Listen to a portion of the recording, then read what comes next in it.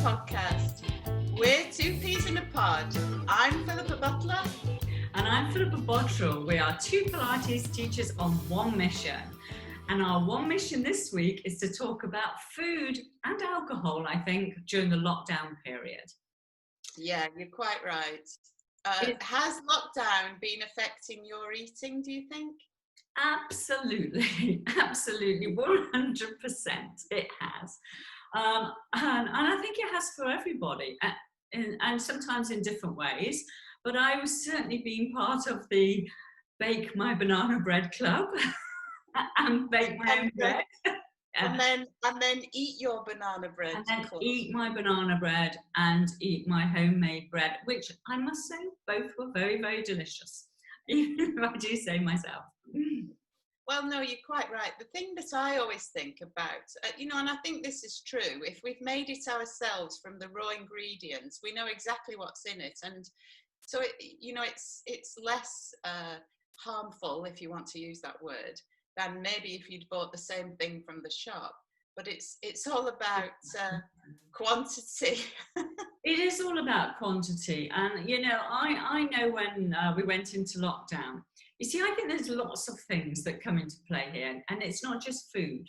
But, there are lots of things like you're in lockdown with your family, if you've got a family, or with your partner or whatever.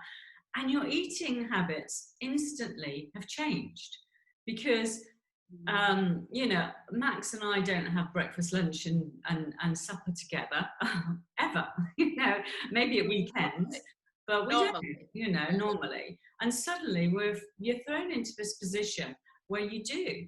And it's difficult because, men or teenagers, they certainly eat a hell of a lot more than we do. And don't you think, you've got three big men in your household, haven't you? I have three big men with hollow legs who, I think that I've always said this to people. The worst thing women can do is live with men if they want to be slim, because men took it away and sitting. I mean, I liken it. Well, I shouldn't say that really, but it's almost torturous to sit through a meal and watch people consume these vast quantities of food with little outward effects. No outward effect, absolutely none. And it's really difficult. And also, I have a habit of, if I'm teaching a class in the morning, I never eat. I can't possibly, we've had this conversation before, because it actually physically makes me feel really sick, to then go and teach an exercise and demonstrate it after I've eaten. So breakfast is a real no-no for me to later on, I might have brunch, or weekends I might have a breakfast, but during the week, if I'm getting up and teaching classes, I don't.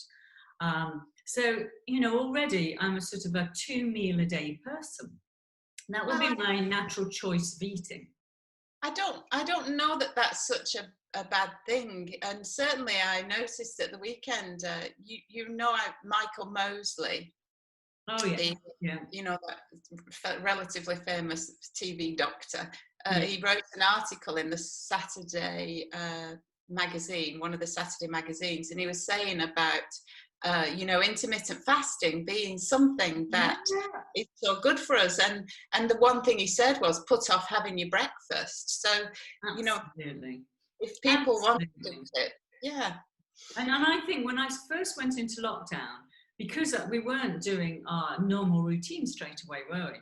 So I did start to eat breakfast again. And without a doubt, I definitely put on weight in those first few weeks. And then, as time went on, I suddenly realized that I thought, I have to go back to how I normally eat, rather than eating more food, consuming more food, because Max is around, blame it all on him.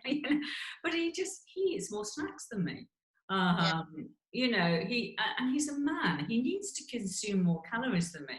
And he's one of those lucky men that is lucky people that's born skinny. So, has hollow legs, as does my son. So I'm sort of used to that, where they sort of eat non-stop and you're like, how do you do that? How can you do that?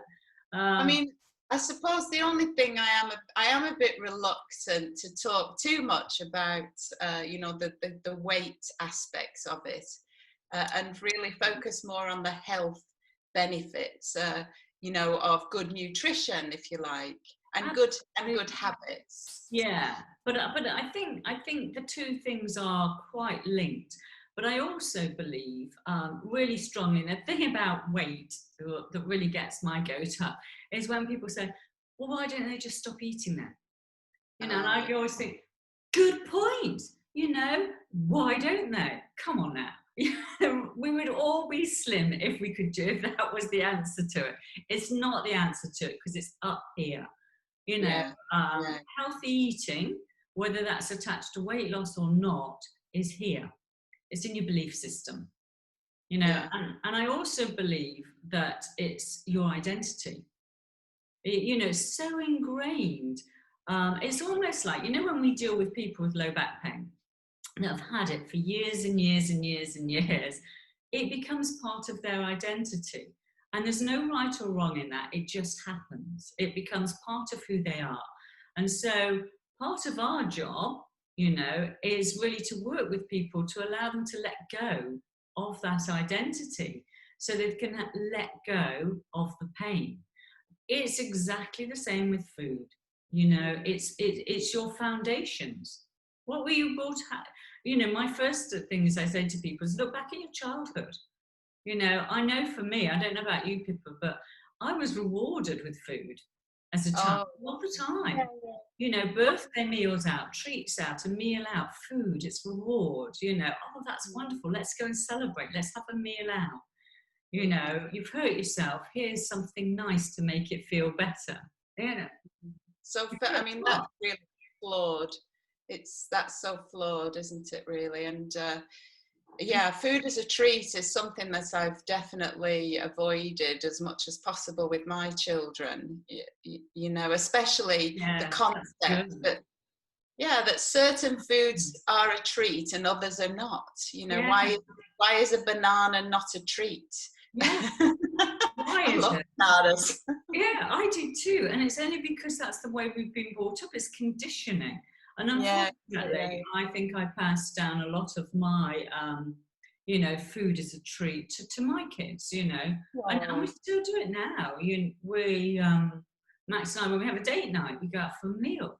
We sometimes go to the theatre, obviously when things are open, not right now.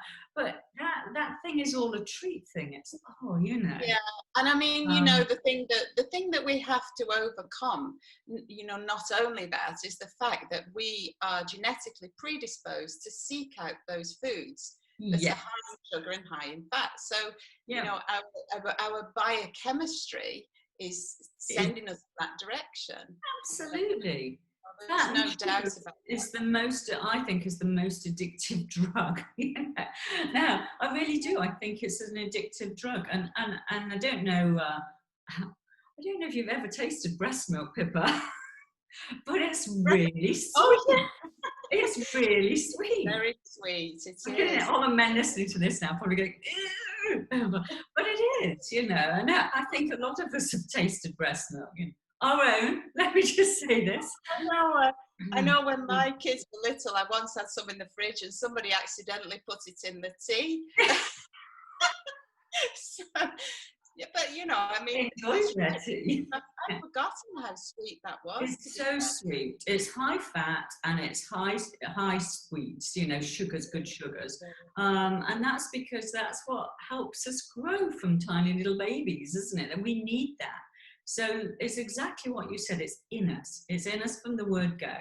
And so we've got that against us. Well, and it's survival. And at the moment, the stress levels for lots of people are escalating. And so the cortisol in the bloodstream is driving us to seek out these high energy foods, and also not only that, we see them as treats. So we seek them out to fuel our, fear and anxiety. Totally. It's a comforter. It's a comforter, just like we had when we were toddlers and dragged our little blankies behind us, as I did. It is a comforter. So everybody, every single person is in high stress at the moment because we don't know what the future is. It's that uncertainty, it's that change, like we said in our other podcasts. And it's exactly the same with food. So yeah, and I'm as guilty as anyone else. I've used it, as a comfort. I'm going to bake something. I'm going to bake a cake because it's something that is familiar, it's comforting, it's sweet, etc., etc.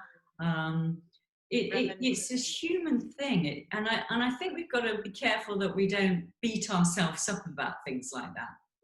Yeah, no, exactly. I mean, the thing that I have, unfortunately, is my body rebelling against me, so that when there's certain things that I might really love to eat, but if I do, then my insides are telling me that that wasn't such a good idea. And I don't know if this helps me. Sometimes the fact that food is such a trigger for my irritable bowel symptoms really makes it not that appealing, I have to say. So it saves me from myself. It does, and that that you've just hit the nail on the head, because years and years of you having this IBS and food triggering it, what you've done is you've built a new belief system, and the belief system is those certain foods are not good for you. And so it's far easier for you to resist a box of chocolates, say, or a glass of wine, because your belief system is that's going to make me feel poorly. It's going to set off an episode, blah, blah, blah. Now, somebody who doesn't have that, and they've grown up with those treats and things, it's so much harder for them because their belief system is still, that food is good for me because it makes me feel better. And, we always attach an emotion to a belief. So your emotion around food is, whoa, that's scary. That makes me feel bad, whereas someone else says, that's great because it makes me feel better. It gives me a boost. Yeah. And so they're fighting a different battle. Yeah, well, they are fighting a different battle. Yeah. Yeah, they are. That's true. I mean, I don't know how do you change that if you don't have that sensation of fear of food almost. I mean, it's massive. And that's why it's why weight loss industries and health, it's why people smoke. Every single person knows that's an adult, smoking is bad for you and it can lead to all various nasty diseases. Everyone knows that now, yet we still do it. We all know that junk food is bad for us. So when we talk about food and whatever, we all know we should be eating colours of the rainbows. We know we should be eating fresh food, blah, blah, blah. Still a huge proportion of us don't do that. So it's nothing to do with knowledge. It can't be. It absolutely can't be. It's to do with your belief system around it. And the emotions we attach to the beliefs, That's what makes it a really difficult thing to deal with. Because how do you change a belief? Well, it can be really hard work. It can be really, really hard work. But the first step is you have to know you've got that belief, don't you? Yeah. Well, knowledge is power and all that. Yeah. But if you don't know you've got self-awareness, self-knowledge. Yeah. But even if we're the most aware person in the world, we still have, hundreds and hundreds of beliefs we're not even aware we've got. Well, I mean, the thing that strikes me, though, is regardless of all of this, we've got, the food industry playing such a huge part in driving this. The treats by the tills, the ads on the television, that subliminal program that we are all, really those ads are so powerful. And now all they've done is changed the ads so that it's buy it online instead of having to go get your takeaway. Now, like, we just get it delivered to the door and we ring them and come and if you think about it, why are those ads so powerful? Why are they so powerful? Because let me ask you a question. What do you think is the most powerful force in the world? Oh, Oh, Philippa, now you're I know, asking. it's 8 o'clock in the morning, everyone, and I just thrown that out the That's totally, yeah. I mean, it's actually What no if I right. said gravity? What's about? Yeah, exactly. You might have said gravity, you might say love, you might say hate. There is actually no right or wrong, and I'll tell you why, because that's what you believe it is. But if you think about it like that, okay, the most powerful force in the world is actually your beliefs. Your beliefs, because they change or don't change everything. They affect how you live your life. Every single waking moment of your life is affected by your beliefs. But you're not born with your beliefs, are you? You grow and you acquire them. Yeah, you acquire them from your environment. They are passed down, and not necessarily, they're passed down from your parents and their parents and so on. Society, your friends, they all come. But you can't reach the age of 5 and not have a zillion beliefs.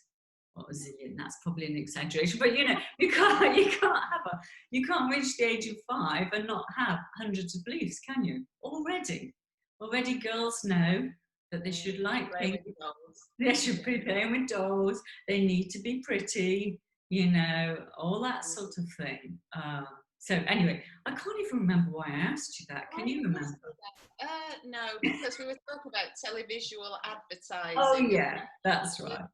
So if your beliefs are the most powerful in the world, of course the advertisers know that.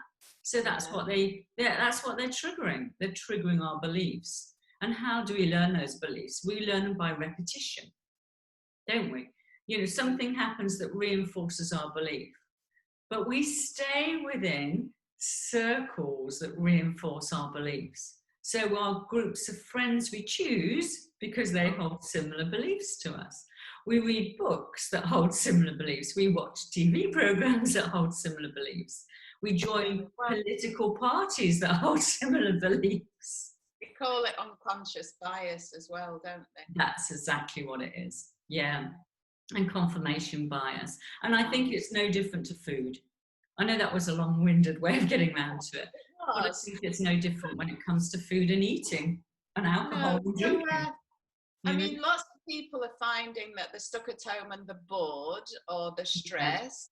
And food is something that people reach for. The fridge there calling your name, I mean, if my son opened that fridge door once 100 times a day, it wouldn't be. And the funniest thing though, he always says, "There's no food. The fridge is full. There's no food," because what they're looking for is the treats, which I just don't buy. So they're really. Like that. You are so good like that. Yeah, I think it's brilliant because your boys stand a great chance of growing up and not making those beliefs, those attachments. Well, you don't know, do you? Sometimes you just think they're going to go out and gorge themselves when they get the chance. They probably do a bit when they get to school or on a school bus. They'll be buying their sweets and chocolates. But it's the fact that you've actually made that conscious decision to do that, and I think that's absolutely brilliant. Well, you know that Ben was sick when he was a baby, and that shifted my whole frame of reference. Yes. To provide a child who had a diagnosis of cancer, you're like, what? Where do you go with that? You've got nothing. And so the only thing I could think to do as a parent was to feed him as well as I possibly could. Which is a wonderful instinct, and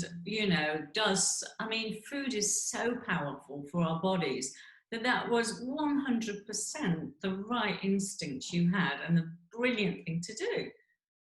Because what we put in makes a huge difference, and we do all know this. It's just difficult because our minds get in the way of choices that we make. I know you said we all know this, but I think there's a generation of people out there who actually don't know this because of the information they've been fed. Do you know what? That's a good point. I mean, I really think it is the fact that you buy raw chicken and they've pumped it full of salt, sugar and water to make it, you know, you think what you get. The ham, why do they have to put sugar in ham? I don't get it. It's absolutely weird. They even put lactose in ham. I only know that because my daughter was lactose intolerant for quite some years, and she would be so careful with everything. Can you imagine? Why would you do that? Yeah, lactose. I mean, I read the label, and then once you get to the 15th ingredient, you give up and think this can't be good. It can't be good. It absolutely can't be good. And you know what? I was having this conversation the other day with Max because he didn't believe it was true, and he had to Google it on the internet. Because one of the big flavourings, I think it's a vanilla flavour, is a beaver's anus. A beaver's anus. You know, so yeah, the glands and the anus contributes hugely. That's what we used to put, or we did use to put flavour all our vanilla flavour. How does somebody discover that? That's what I want to know. How does somebody discover that? That's the most crazy thing in the world, isn't it? Like I'm a celebrity, get me out of here. I know. And he was like, that can't be true, I don't believe it. So I said, okay, Google it. And he was like, oh my God, that is true. Oh my gosh. Yeah. That would put you off though, wouldn't it? It would put you off. And to be fair, I don't know whether they still use it now. No, we have to say, don't know. But it is a veritable minefield. I absolutely know. It is a minefield.